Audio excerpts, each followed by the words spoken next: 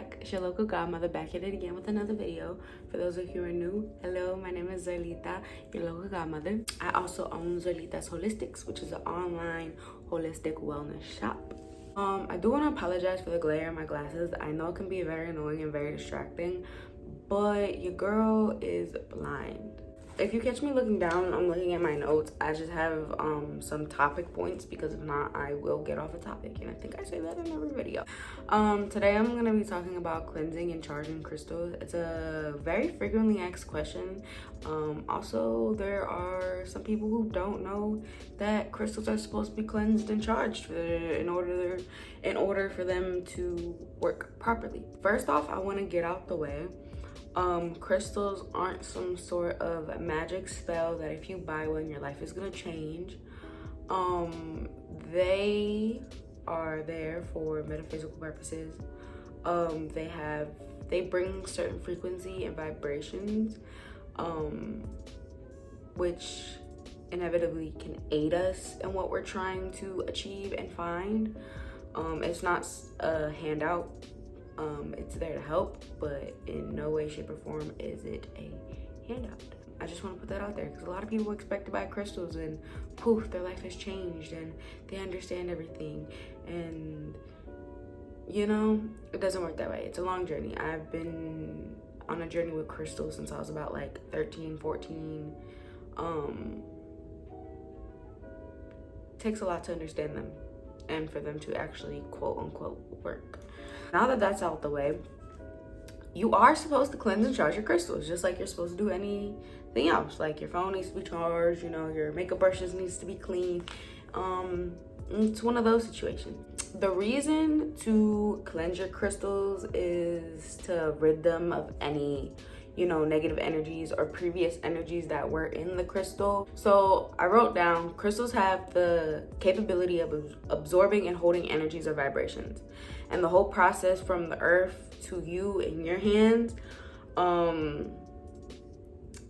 contains a lot of like energetic human contact and just contact in general.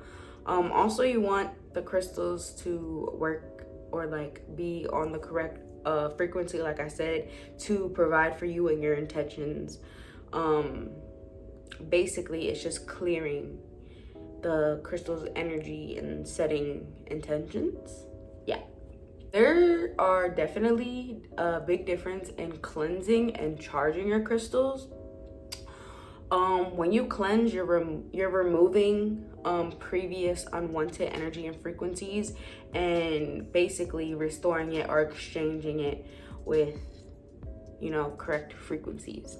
When you charge it though, you're adding energies and you're adding frequencies. When you charge it is when you would want to set your intentions on what you want your crystal to help you with, if that makes any sense. I recommend you cleanse your crystal before you charge your crystal, because you want to rid any unwanted frequencies before you add your own frequencies and your own intentions. Ways to cleanse your crystals. Let's get into it. I'm gonna start with the most basic thing that I see a lot of people use. I personally have not done it. It's just not my thing. I have my preferences and my ways, but using salt to cleanse. Salt is known for having very like purifying properties to it. And I know a lot of people who do use salt to cleanse their crystals. I've seen it where you just lay like a plate or a bowl of salt. It could be sea salt, regular table salt, pink Himalayan salt, whatever salt you desire. You put out like a little plate or a little bowl and you place your crystals on top of the salt. I would do my research before I do that, because some crystals are not compatible with salt. It's just a chemical thing. Also, salt is able to melt like when there's humidity in the air or like when water touches it, and you definitely don't want it to melt while your crystals are in it if they're not compatible with salt. I've seen and read like doing like a salt water solution and spritzing your crystals, but like I said, I would do my research before I do that, because it could deteriorate crystals, and some crystals are capable of being toxic once touched with water and then having salt into the solution, that's a whole different chemical. I wouldn't recommend it. I would definitely do my research before I use salt. That's why I personally haven't used it. Yeah, definitely do your research, because crystals are a chemical compound at the end of the day, or are made of chemical compounds at the end of the day, and some chemical compounds have different reactions with different chemicals. So of course, do your research. A way that I cleanse my crystals a lot, and I love and I swear by, and it's not even just for crystals, it's just for energetic cleansing, is smoke cleansing, which is also known as smudging. Herbs like lavender, sage, rosemary, and mugwort are known to be cleansing herbs. You can, like, you get the dried herb and you light it. You can put it in a bowl and, like, you know, have like the crystal like around the bowl, or like an incense stick with like lavender essence or like mugwort essence, and just kind of like hold the crystal and go through it, or like with a smudging stick, you know, just make sure like the smoke physically comes in contact with the crystal. That's just for like any cleansing when you use smoke cleansing. You can also just use the regular herb to cleanse it. Like, you can have a bowl of dried herbs or like fresh herbs, whatever you prefer, and like have your crystal sit in it to cleanse it, and then, you know, properly discard the herbs, you know, give it back to the earth or burn them. I've read this a lot where people like bury their crystals in the dirt. I'm not telling you to go bury your crystals and, you know, not be able to find them in the dirt, but simply placing them in the grass for a couple hours, you know, grounding your crystals can help cleanse them, earthing, if you will. Sound can be used to cleanse, because sound holds vibration, much like a lot of things on this plane. But sound is one of the vibrations we can control. So things like sound bowls or sound baths, or like 432 hertz, or even like subtle chanting, like with the chakras. You have like Om and Nam, and, you know, those mantras, I guess you can call them, to say. So stuff like that can help cleanse, like vibrations. I don't know too much about it. I really just do sound bowls and like tuning forks. But yeah, you can use like spiritual colognes like Florida water. I know Florida water is very controversial at the moment for like spiritual uses, but at the end of the day, spiritual colognes just kind of go into our herb category, because they are, you know, it comes from soaking herbs essentially, so you do have those herbal essence in it. And Florida water, I do believe, has like lavender and like rose in it, and those are also cleansing herbs, like I said before. I use Florida water all the time. I haven't had a problem with it.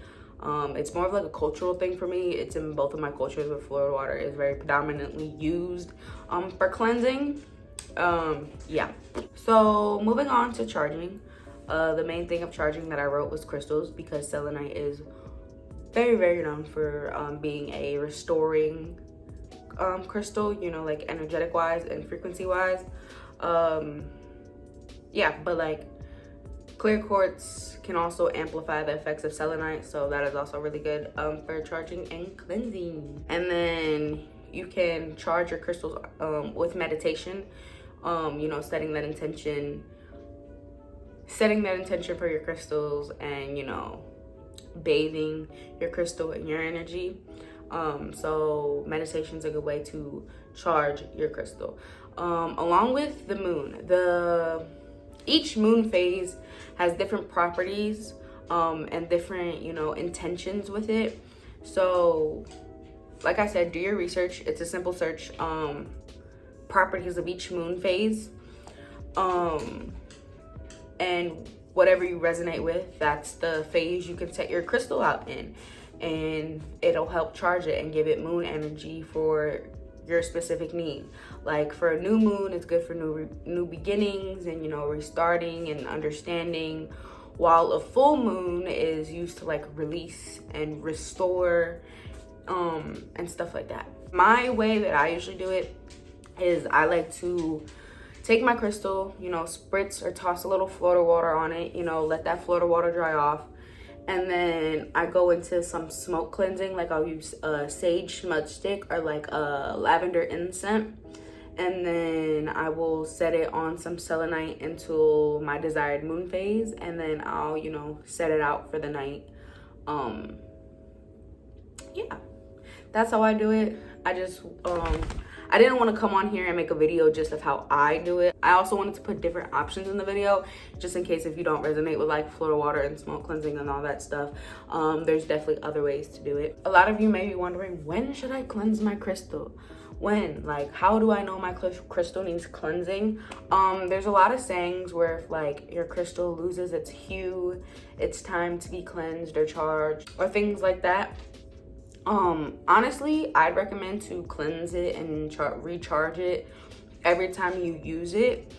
I'm not saying like every time you meditate, but like if you're using it for a very energetic use, like if you're using it, let's say for like a crystal grid or a ritual or a spell, or using it for like healing, like after a Reiki session or like after like just a energy work session,